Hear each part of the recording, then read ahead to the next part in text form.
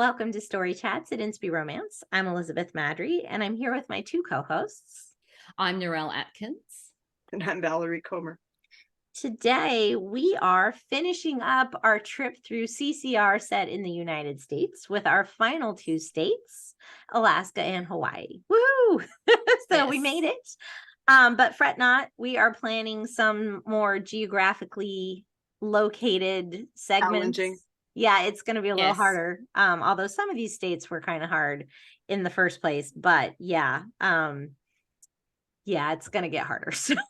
Yes. Oh, well. I noticed when I looked ahead. But it's going to be fun, hopefully, and you guys will enjoy it. So and we will too, right, Narelle? We'll enjoy it because she said. Yes, we will. Yes, it's required. All right, so let's see. Should we start with Alaska?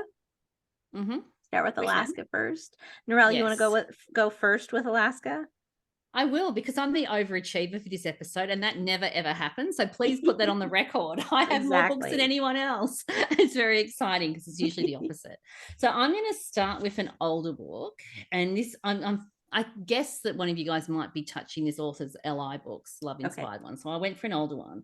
It was an indie book, which is Unraveled by Heidi McCahan. So this one is in her Emerald Cove series. It released in 2015, so it is an older one. And I haven't read it for a while, but I did write a book recommendation so I can cheat and look at my notes. So this is a reunion romance in Alaska. Lauraine's returning there to look after her grandma who's unwell. She's left behind some drama in Portland, in Oregon, where she's been living, including her surgeon fiance, who's a very interesting person, and wouldn't travel with her to Alaska to see her grandma. Jeez. So, yeah, so there's lots of interesting stuff happening there. And Blake is her childhood sweetheart. He owns a whitewater rafting and kayaking business with his brother in Alaska. He's got a very strong faith, and he's a really good hero. Like, stuff happened with them. It's a reunion romance before she left Alaska, and he's done the work and he's forgiven her and moved on and is quite settled and chilled at the beginning of the story from that perspective. So he's not angsty about what's happened in the past. Lauraine, on the other hand, has quite lukewarm faith, and she's hiding lots of secrets, and she's got this situation with this fiance that is a problem to her as well. So it was a fun story. We've had some flying around Alaska. It was the first book I thought of when I thought of Alaska, because it does show a lot of the scenery in the book, and I really enjoy reading Heidi's books. So I thought I'd go back to the first one of hers I read and talk about it, because she's got some love inspired books that are in Alaska as well. I thought of her as well. I did not put her down, but it was also the first that I thought of. Was like, ooh, Heidi McCahan was in there. Yes. But I was trying to find ones that were more recent. Well, what'd you find? Well, I picked one by Belle Calhoune, actually, who's written quite a few Alaska set books for Love Inspired. Okay. And this one was Alaskan Christmas Promise. And I enjoyed the story, but honestly, it didn't have to take place in Alaska. Okay. I mean, there was winter. There was Christmas and winter, and there was kind of Alaskan-y things that couldn't have been set someplace else with serious winter. Okay. So it's part of the Love Inspired has a canine companion multi-author series, so this is one of those. So Leo Duggan began training service dogs as a way to process grief after his father's death, which I never quite figured out how that worked, but I mean, whatever, right? And also his cousin, who he had been as close with as a brother, was killed in the military overseas. Okay. So he's just been struggling with grief for these two men that he valued very much in his life.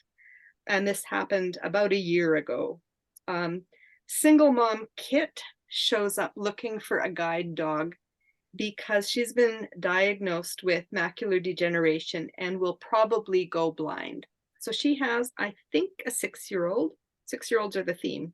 It's not 5s this time around. And I probably wrote down the little girl's name, but I can't see it in my notes. anyway, what drew me to the story was the fact that I have an eye condition, and a few years ago I kind of really wondered if I might go totally blind myself. So some of Kit's thought processes as she goes through this were ones that were familiar and understandable to me. As she's a very positive person. She's hiding some big secrets, of course she is, because of course she is. Of course she is. But she's also really focused on the beauty around her, and just like wanting to remember, like taking mental snapshots, like I want to remember what that sunset looked like. I want to remember this joy on my daughter's face and that sort of thing. So that was why, of all the books I could have picked, and Belle has quite a few and Heidi has a few as well, I was like, this particular theme kind of resonates with me, and it's one I explored a little bit in Ruby Radiance. So it's just kind of fun to see how another author would handle that. So there's the guide dog, Jupiter, who's just an overgrown puppy at the beginning. And so watching their relationship develop and his obedience develop, that was fun as well. And part of the problem is that Kit doesn't want anyone to know that she's losing her eyesight until they really have to know. Her family doesn't know, except for her sister she's really close to. And so, and he doesn't understand why she wouldn't just want everybody's support. Right. So there's a lot going on in the story. And I enjoyed it. Excellent. Yeah. Excellent. So my first one is an older one, but it is one that I've reread a number of times, the whole series, and actually sort of the follow-on series. It is Falling for Alaska by Cathryn Brown. Right. And it was originally published. She set up a pen name halfway through to separate, I think, romance from her middle grades. Yes. I'm like, it wasn't even something really related. So yeah. So the title's the same, but if you're like, that sounds familiar, but the author was different, you might just have the original version. Yeah. Gemma is starting over in small Alaska town. She wants to do furniture flipping, and her neighbor doesn't like the sound of her power tools at any time of day. Doesn't matter if it's lunchtime or 2 p.m. Or 2 a.m. Yeah, he's not having it. He is just absolutely not having the sound of power tools in his neighborhood. He's a grump. He's a big grump, isn't he? He is. And it trends sweet. It has gentle faith elements, but they're not massive, but it's just adorable. And it is Alaska. I feel like it would need significant change. There. The author grew up in Alaska, and I think that really comes through, as it does with Heidi. Heidi is a native Alaskan as well, and I think, I think that shows. Like you couldn't just plop it somewhere else. If you were going to move it, you would have to change things, a lot of things. So I just loved the whole story. As well as then there's sort of a follow on the Alaska Matchmakers series, where you see some of the couples from this series. Again, they are all sort of in the same area and friends kind of thing. So really enjoyed it. And I go back to it because it's just it's one of those nice, happy sigh, break from the world reads. Yeah. I enjoyed that series as well. I think I don't know if I've read everything she's written, but I've read quite a good chunk. Yeah. Her newer things are more labeled as a sweet, clean read. Yes. Yeah. And I think she's rebranded her older ones that way as well. Okay. But I haven't seen anything that would make me say, well, she says she's a Christian, but so I do enjoy her books. Excellent. Narelle, what's your next one? Well, my second one, we're going to slightly detour into romantic suspense. And I'm just going to do a very brief mention of Cold Light of Day by Elizabeth Goddard. This is the first book in her Missing in Alaska series, and it won the Christie Award in 2023. So one of the only romantic suspense authors we had on our podcast YouTube channel wins a Christie, we have to mention it. Yes, so indeed. If you want to know about what the book, episode was that? It's episode 108. Because we interviewed Beth Goddard. Yeah. Yes. So Beth was on here and we had a great chat about this book, and it's a really good episode. So if you want to know more, go listen to episode 108. Excellent. Da, da, da, da. Yes. And I talked about the second book in the series recently, I think in November. Yes. In a recent read episode. So yes. Valerie, back around. Well, if we're all going for our 3 books then, and sticking with Alaska until we're done with Alaska. Yes. Then I will go with Wait for Me by Jan Thompson. It's a reunion romance set on an Alaskan cruise. So quite a bit of it takes place on the cruise ship, but there's lots of shore excursions as well. So I thought it counted. Yeah. Logan's 5-year-old son, Jonas, 5-year-old this time, wants only one thing for his birthday. And obviously he's not in the same 5-year-old world that my grandkids are in, because my grandkids would not say, oh, I want a cruise for my 5th birthday party. But anyways, Jonas says that, and he wants his mom. And so Logan sees what he can do about that. His ex-wife, Marie, was both an undercover agent, and she could never explain her absences to Logan, which strangely did not work well for their marriage. So she had walked away from her husband and child because of her work and for their safety. So she figures, though, what could come up on a 1-week Alaskan cruise? She, she could do this for her child. She does not expect sparks to reignite, and she doesn't expect her enemies to find her. So yes, this is also a romantic suspense to some degree. But again, the romance is strong. And if you like cruise ship type romance, then you might like this one. Yeah, I feel like this one. I did talk about this one when we did our cruise ship episode. Yes. Because I feel like it does need a little trigger warning if really poorly parented children make you a little bit insane.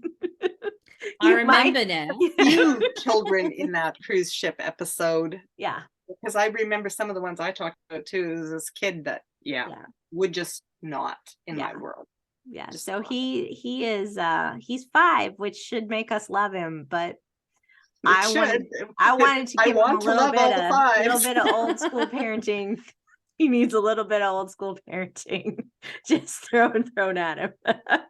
Yeah, just a little. All right, my next one is Married to an Alaskan Man by Evangeline Kelly. It is a delightful marriage of convenience, and it's in off-grid Alaska. There's no plumbing, there's no electricity. It's solar and composting toilets, and it's not intended to be a rom-com, but I laughed out loud multiple times reading this as the heroine struggles to adapt to this way of life in order to uphold her end of this marriage of convenience. It's just delightful and fun, and light faith, but good, really, really enjoyable. Yeah, that was on my TBR list, but I ran out of time to read. I would have been reading that series had I had more time. Yep. Yes. It was one that I looked at, but I have not read. Okay. So I've read a couple in that series, and they're quite enjoyable. Cool. It's in my Kindle somewhere. Excellent. In my list of thousands. Right. All right. Third, Alaska. I'll be quick with my third. I actually have a paperback. Ooh. So this is Alaska Twilight by Colleen Coble, and she had in 2006 this one came out. I think she had a few books set in Alaska, and I haven't reread it, but I did read the original, as you can tell, because I have the paperback. And this is a bear book.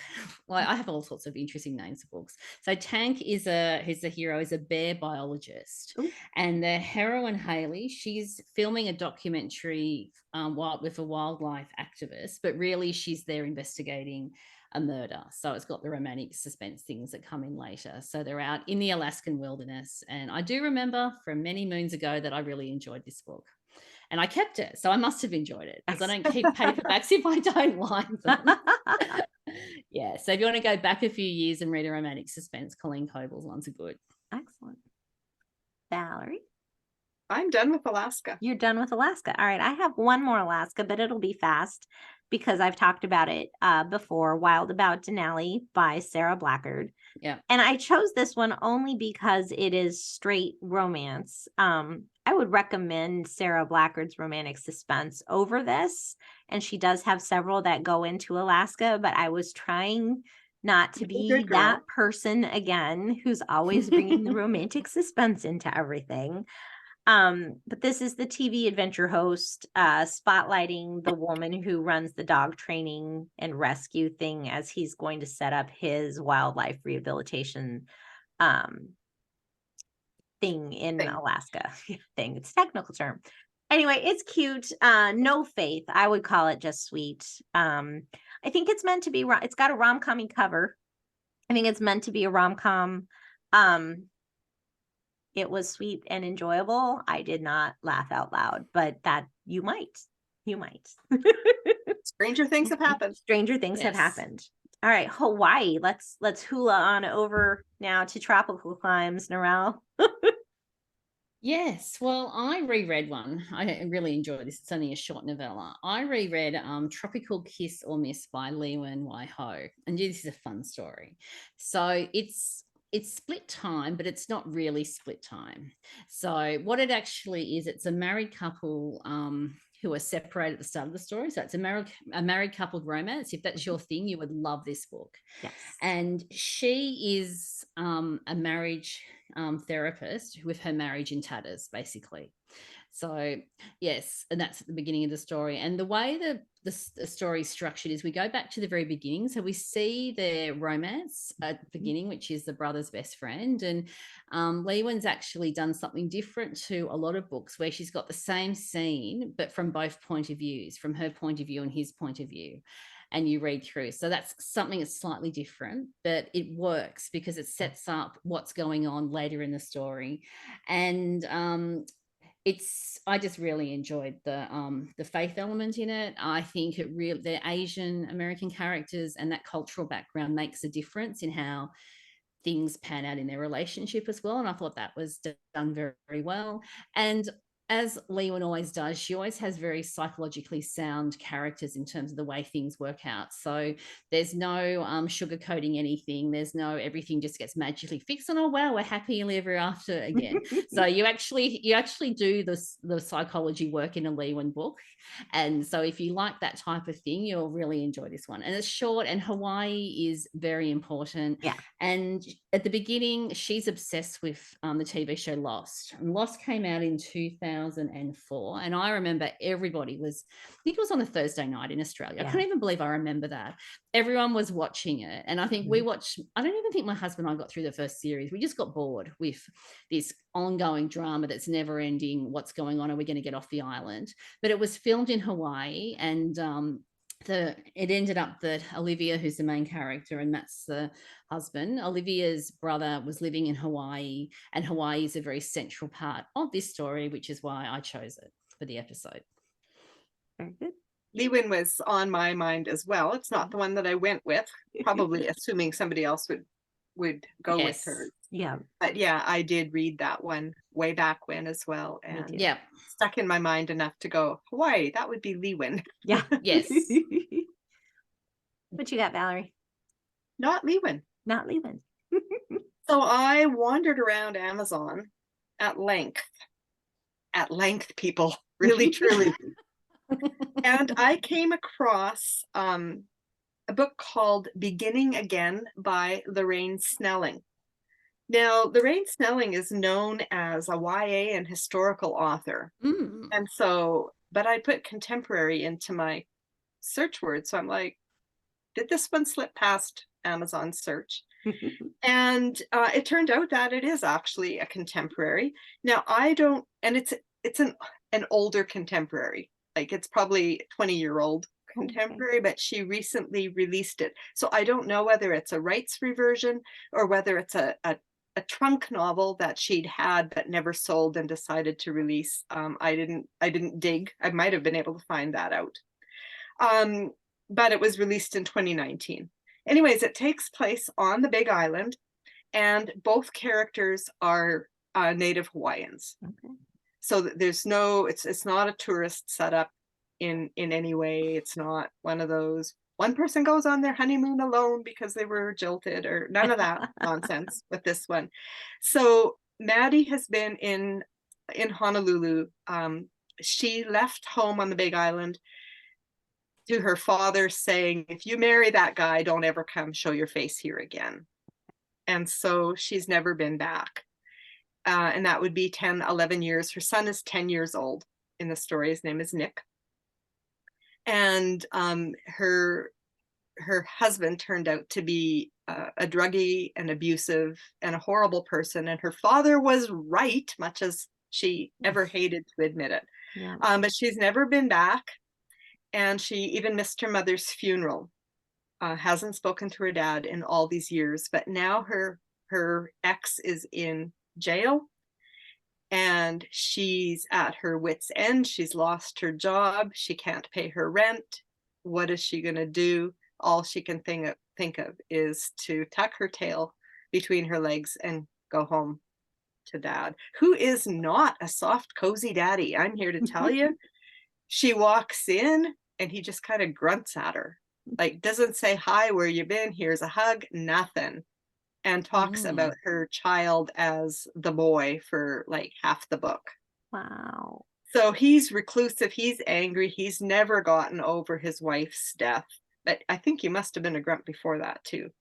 Anyways, as Maddie's arriving, she runs into Cam, who offers her a ride to her dad's place because he lives in town. And if you're going to have kind of a grumpy sunshine thing, then Cam is the sunshine. Her dad is the grump. She's somewhere but he's patient and kind, and everybody in town loves him, and he's got lots of nieces and nephews, and everybody adores him, and he's always helpful. And he's the county extension agent for farming on the Big Island. And her dad has a farm, and he had been growing coffee, but that something got into it, and then he'd been raising cattle, and now there was a problem with that, and her dad's just like giving up.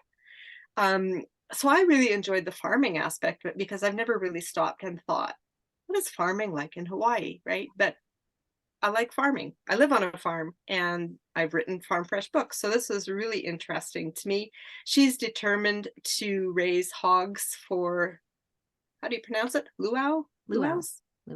And she's determined also to raise coffee again, and she just keeps going after it, even when there's mudslides and all kinds of things go wrong. And Cam is always there, and seeing that relationship develop as he's the extension agent, and then seeing her dad begin to soften and stuff. I really enjoyed it. However, if domestic violence or domestic abuse is a trigger for you, then you might want to avoid this book. It isn't detailed, but it's definitely in Maddie's past, and she does do some dealing with it during the story. So if that's a trigger, then find something else. Do they grow pineapples? I always think of farming in Hawaii is pineapples, pineapple plantations. No, coffee, cattle, and hogs was the three specific things that they have grown on their particular farm. So yes. Yeah. All right. So it's really interesting. I loved that part of it a lot. Yeah, that is cool. That is cool. My first one is an older one by Denise Hunter, actually, because I also scoured Amazon looking for Hawaii.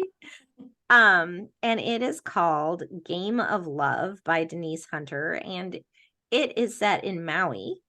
And it is a woman taking her honeymoon alone. I've read that one as well and enjoyed it. Yeah, having been jilted at the altar. So Callie goes on the month-long, like a literal honeymoon. She's there at this resort for a whole month. You have to be there more than a week to find love again. I guess.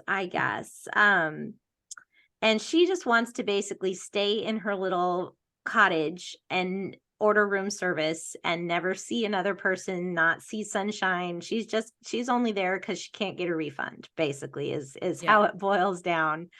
But Alex is the activities director for this family-owned resort.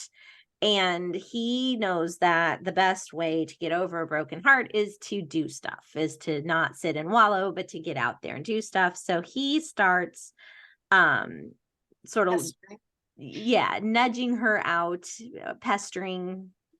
Yeah, he's pretty persistent. And gets her out, and so then they naturally, of course, fall in love. But when the month is up, she has to go home. And she is a preschool teacher, I believe, or a kindergarten teacher. So it's not like she can just up and quit. People are relying on her. But then there's Alex, and it's a really cute little resolution. It's short. It's a little novella. But it was darling. I remember reading it and enjoying it. It was on my list, and I'm like, no, I'm surely I can find something newer. So I found an old contemporary. I think I've read it. It sounds familiar, but yeah. I've seen a couple of others with a somewhat similar storyline. Yeah, me too. And I mean, it's a trope that's age old, and there's so many twists you can put on it. Yeah. So it's not like it's derivative. No. But it is, it was a fun one. Yeah. But then I just read everything she's written, so there's that too. There's that for sure. Yeah. Yeah. Do you have another one, Narelle? I do. My last one. Well, I had to go and find the dolphin book.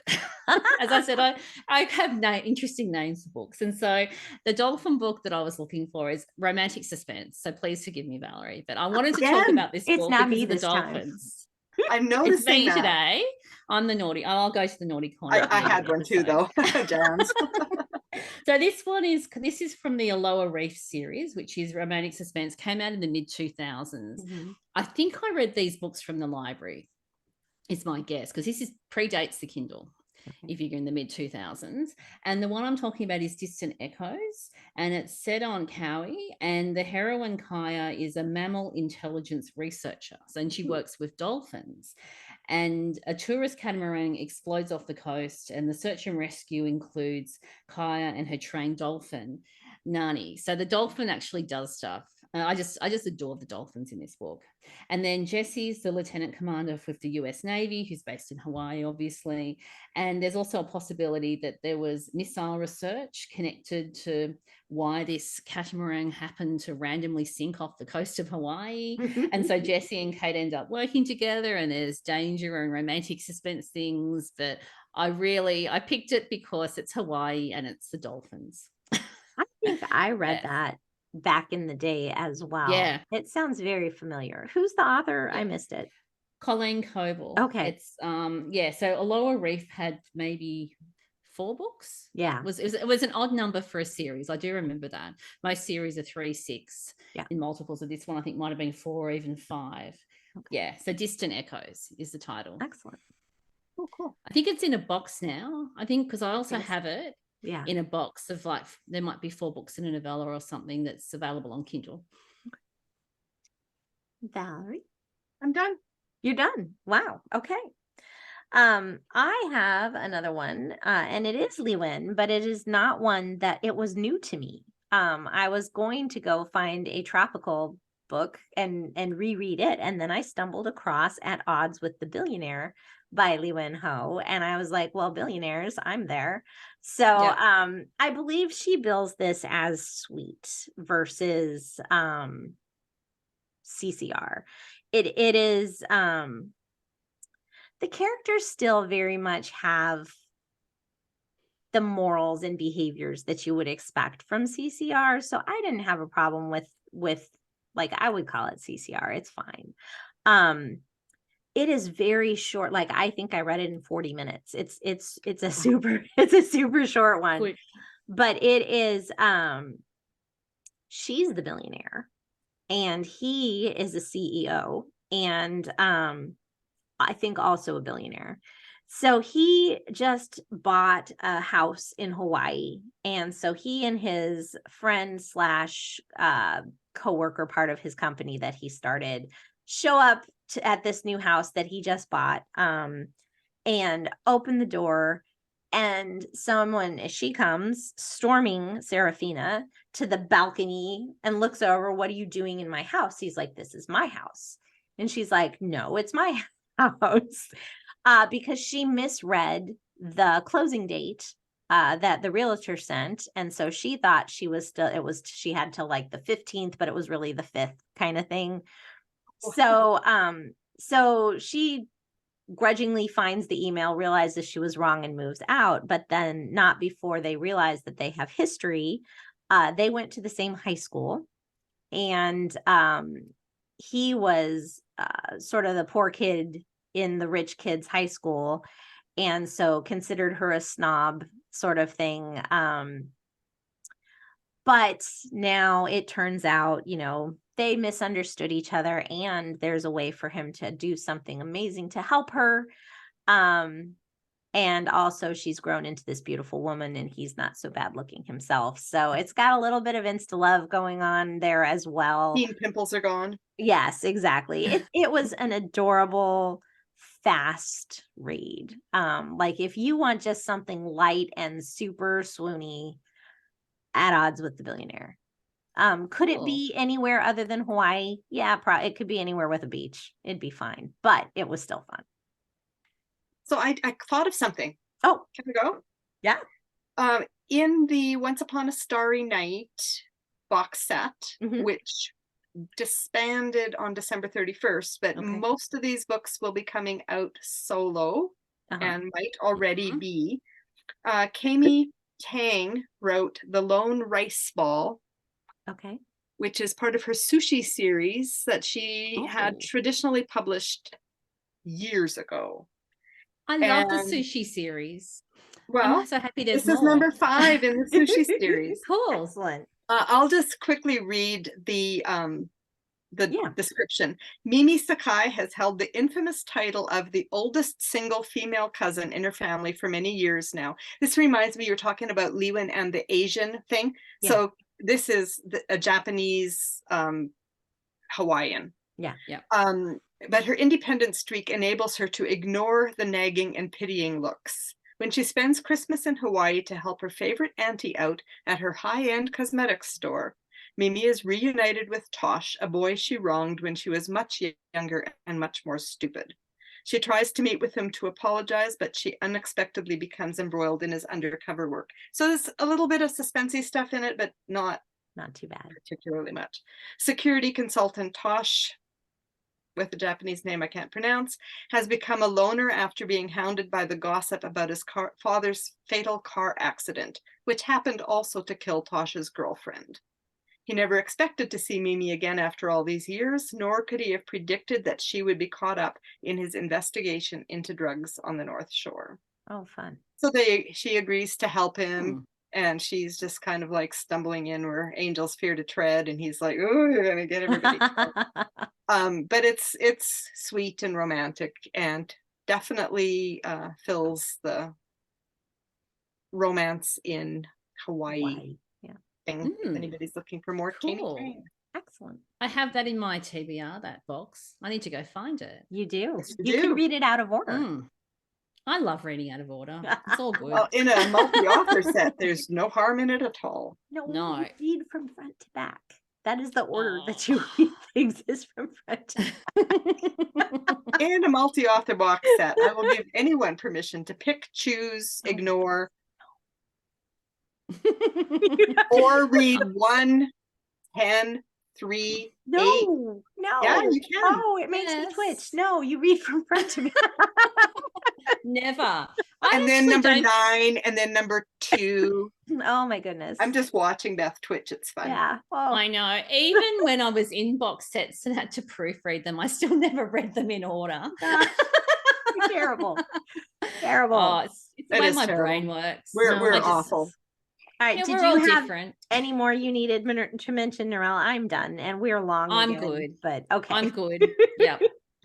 Excellent.